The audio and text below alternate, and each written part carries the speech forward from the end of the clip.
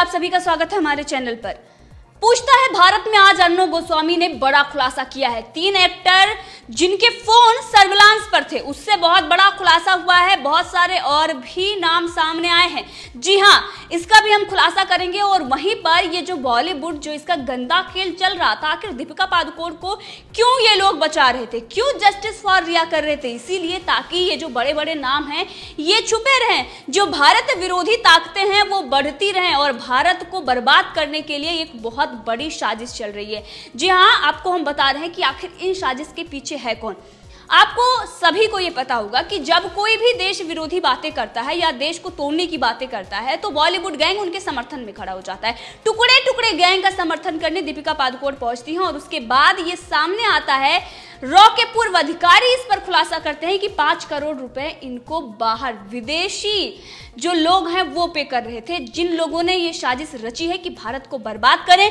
जो 60% युवा है भारत को, उसको ड्रग्स का आदी बनाया जाए ताकि आने वाले दिनों में भारत बर्बादी की तरफ बढ़े और विश्व गुरु ना बन पाए। जब भारत में इतना वर्क फोर्स है और अगर देखें तो भारत में किसी चीज़ की कोई कमी नहीं है, उसके बावजूद भी भारत को ये जो रोकने के लिए, तोड़ने के लिए ये जो ताकतें हैं जो विदेशी इशारों पर काम करते हैं, इन लोगों को खत्म करने की जरूरत है, तभी भारत आगे बढ़ पाएगा। हमने देखा कि भारत को बर्बाद करने के लिए, भारत को अपमानित करने के लिए, संस्कृति को अपमानित करने के लिए बहुत सारी फिल्में बॉलीवुड में बनाई गई हैं, लेकिन उन लोगों पर बात नहीं की जाती या फिर उन चीजों पर बात नहीं की जाती जो दिखाती है कि पूरे विश्व को अगर किसी ने जीना सिखाया है तो वो भारत ही है।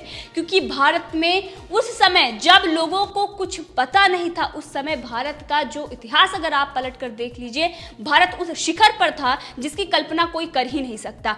अब ऐसा भारत इतना पीछे क्यों लाया गया? इसके पीछे जो ताकतें थी वो वामपंथी, जो जिहादी मानसिकता थी, और इसके पीछे बहुत सारे ऐसे लोग हैं जो भारत में बैठकर चाइना के इशारों पर काम करते हैं, जो भारत में बैठकर पाकिस्तान के एजेंसियों से मिले होते हैं, जो जासूसी करते हैं। कुछ ऐसे पत्रकार भी हैं, बहुत ही बेहद शर्मनाक है कि कुछ ऐसे पत्रकार हैं जो चाइना के लिए जासूसी करते हैं। अब इन लोगों का जो चेहरा है वो बेनकाब ना हो जाए, क्योंकि ये ड्रग्स एंगल एक मामूली जांच नहीं है, ये बॉलीवुड का जो चेहरा है वो सामने आएगा। और इसी के साथ जो देश में विरोधी ताकतें बैठी हुई हैं, जो युवाओं को भ्रमित करने के लिए, युवाओं को बर्बाद करने के लिए, देश को बर्बाद करने के लिए साजिश रच रही है, उनका भी पर्दाफाश होगा।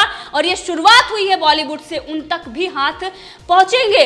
बॉलीवुड ही नहीं बल्कि वो बड़े बड़े नेता जो इसमें फंसे हुए हैं और देश को बर्बादी के रास्ते पर ले जा रहे हैं, जो चाइना के साथ बात बात पर खड़े होते हैं, जो पाकिस्तान से हाथ मिलाते हैं, जिनके जीतने के लिए पाकिस्तान सिफारिश करता है, जब वो जीत जाते हैं तो खुशियां पाकिस्तान मनाता है, उन लोगों के भी चेहरे अब बेनकाब होंगे। सबसे पहले हम बात करते हैं दीपिका पादुकोण की, क्योंकि दीपिका पादुकोण बहुत बड़ी, और इसीलिए दीपिका पादुकोण का जैसे ही नाम सामने आता है उनके समर्थन में लोग खड़े हो जाते हैं। ये वही लोग हैं जो टुकड़े टुकड़े गैंग के लोग हैं, जो उस दिन जब दीपिका पादुकोण वहां पर गई थी, जेएनयू गई थी, तब वो दीपिका पादुकोण और टुकड़े टुकड़े गैंग को समर्थन कर रहे थे। आज दीपिका पादुकोण को समर्थन कर रहे हैं। ये वही मानसिकता है जो देश को तोड़ने की बात करती है।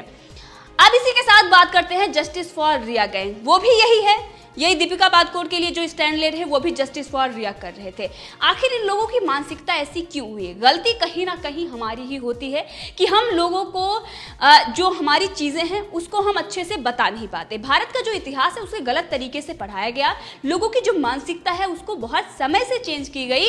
ये जो काम किया अंग्रेजों ने किया और उसके बाद वामपंथियों और तमाम ऐसे लोग हैं जिन्होंने सब चीज़ों को बदल कर रख दिया ताकि भारत की जो जनता है, जो भारत की आने वाली पीढ़ियां हैं, उनको जो सच्चाई है उससे उनको दूर रखा जाए और उनको एक ऐसे दिशा में ले जाया जाए जो भारत के ही खिलाफ खड़े हो जाए।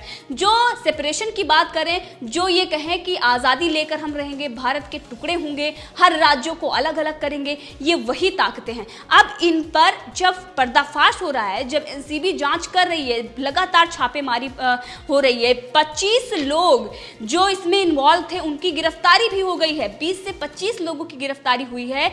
और इस मामले में अब जब ये बड़े बड़े नाम आ रहे हैं, अगर इनको ऐसे ही गिरफ्तार कर ले तो ये जस्टिस फॉर रिया और स्टैंड दीपिका के लिए जो स्टैंड लेते हैं वो आकर सड़कों पर खड़े हो जाएंगे, क्योंकि इनका सबसे जो आसान तरीका है वो मोमबत्ती लेकर ये सड़कों पर उतर जाते हैं, संविधान और लोकतंत्र की बात करते हैं, लेकिन ये संविधान और लोकतंत्र की से मेल खाता कोई भी काम नहीं करते हैं। ये हमेशा उसका विरोध करेंगे, ये हमेशा उन चीजों को बढ़ावा देंगे जिससे हिंसा हो। और इसीलिए अभी एनसीबी बारीकी से जांच कर रही है, जो डिजिटल सबूत हैं उसको खंगाले जा रहे हैं, इनके फोन भी जब्त कर लिए गए हैं। अब इसी को लेकर एक बड़ा खुलासा हुआ है। इन 3 स्टार जो ये सुपर स्टार हैं, इनका जो फोन सर्विलांस था उससे बड़ा खुलासा हुआ है कि 8 और एक्टर उनके नाम सामने आए हैं और जल्द ही इस पर खुलासा होगा।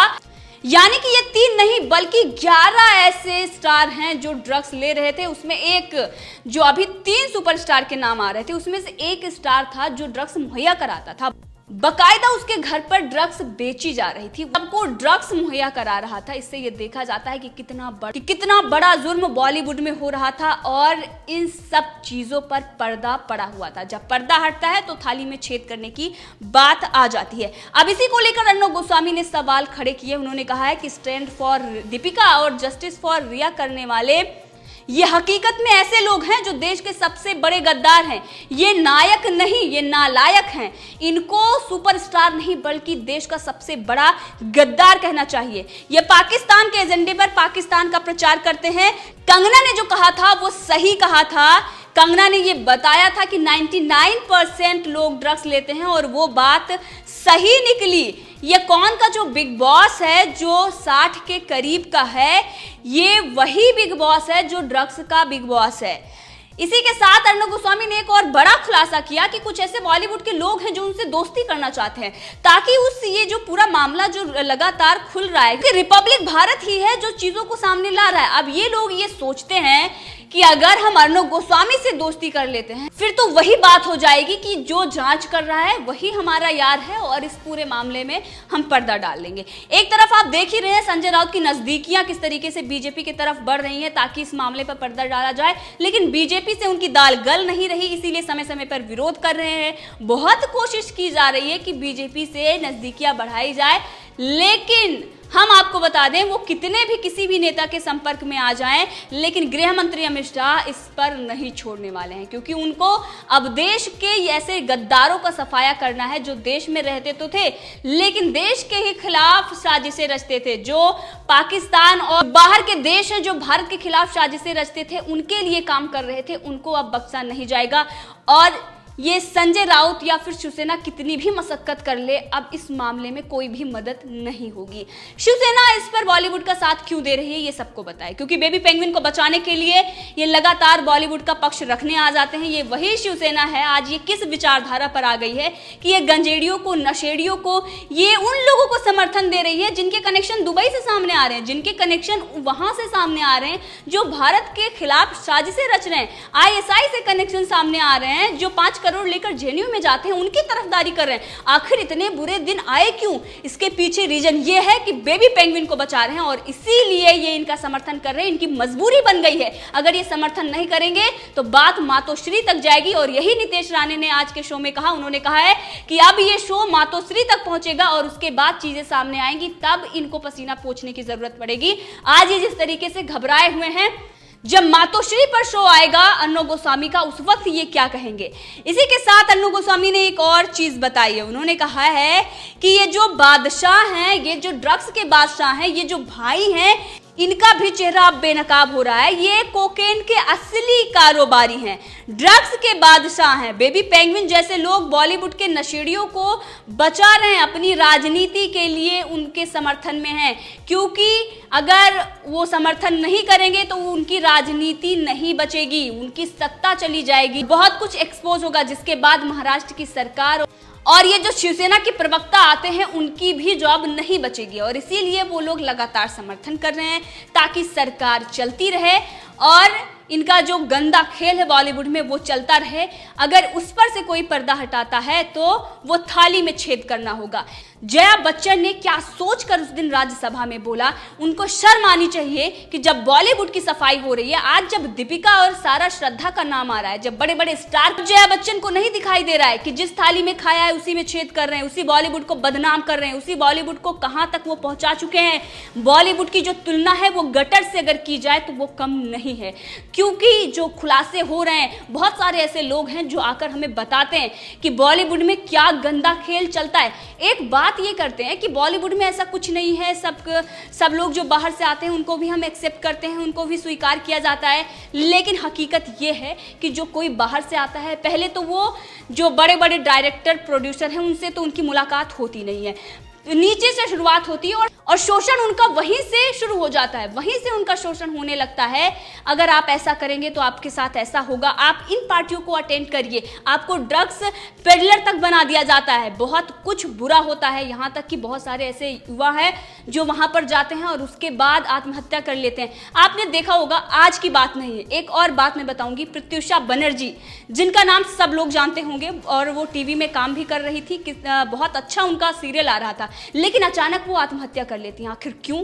उस पर सवाल खड़े होने चाहिए, उसकी जांच होनी चाहिए, लेकिन नहीं हुई और ये कहा गया कि आत्महत्या, पता नहीं वो आत्महत्या थी या कुछ और था, वो भी उनके साथ ही चला गया, वो सच सामने नहीं आया। बहुत सारी बड़े बड़े लोगों की हत्याएं हुई हैं, वो सारी चीजें सामने नहीं आई और ये तो सिर्फ उन किरदारों की बात हो रही है जिनको लोग जानते हैं, पहचानते हैं।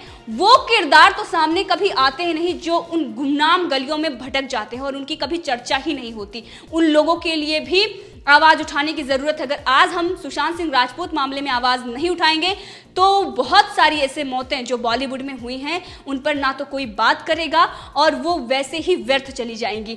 हम सबको ये ध्यान देना है कि सिर्फ बॉलीवुड हो या फिर कहीं भी हो, गंदगी हर जगह है, लेकिन बॉलीवुड में बहुत ज्यादा ही गंदगी है। ये गटर से भी नीचे गिर चुका है और इसीलिए रिपब्लिक भारत जो काम कर रहा है उसके समर्थन में देश भर की जनता आई है, क्योंकि उसको पता है कि बॉलीवुड का जो गंदा खेल है इसे खत्म करने की जरूरत है। और इसीलिए हम लोग भी आवाज उठा रहे हैं कि ये जो हमारी भारतीय संस्कृति को बदनाम करने के लिए, युवाओं को बदनाम करने के लिए ये जो साजिश रची जा रही है ये अब बंद हो और ऐसे लोगों को जेल में डालो, ना कि ऐसे खुले में घूमकर जो लोगों को फुटपाथ पर मार देते हैं, जो हिरन को मार देते हैं और आज तक पता नहीं चलता कि क्या हुआ था। बड़ी बड़ी मौतें हो जाती हैं और ये पता ही नहीं चलता कि क्या हुआ था। पैसे के दम पर जो अपने आप को इतना बड़ा समझते हैं, उनको लगता है कि दुनिया क्या है, किसी से भी वो कैसे भी बात करते हैं, उनको लगता है कि अब मैं ही भगवान हूं। लेकिन आपको अब ये दिखाई दे रहा होगा कि भगवान आप नहीं है, भगवान वो जनता है जिसने आपको भगवान बनाया, जिसने आपको भगवान माना, लेकिन आप शैतान निकले। ये आपकी हकीकत सामने आ गई है और इसीलिए जो ये अफीम लेने वाले, जो ये कोकेन लेने वाले, जो ये ड्रग्स लेने वाले, जो अफीमची हैं, जो ये ड्रगी हैं, इनके समर्थन में जो आ रहे हैं उनका भी पूरे बहिष्कार होना चाहिए। अर्णव गोस्वामी ने भी यही कहा कि ये जो अफीमचियों की वकालत करते हैं, जनता इनका बहिष्कार कर रही है। अब ये लोग हैं जो ये शिवसेना के प्रवक्ता आकर समर्थन कर रहे हैं बॉलीवुड के लोगों को, ये अगले चुनाव में जाएंगे और कटोरा लेकर भीख मांगेंगे और ये कहेंगे कि हमने ड्रगियों की, हमने नशेड़ियों की वकालत की, हमने समर्थन किया है, आप हमें अपना जनाधार दें। ये लोग हैं, अब इनके बुरे दिन शुरू हो गए हैं। अब इनको समझ तब आएगा जब अगला इलेक्शन आएगा और वहां पर ये जब जनता के सामने जाएंगे और जनता इनसे सवाल पूछेगी कि आपने समर्थन क्यों किया, तब इनको जवाब देना होगा।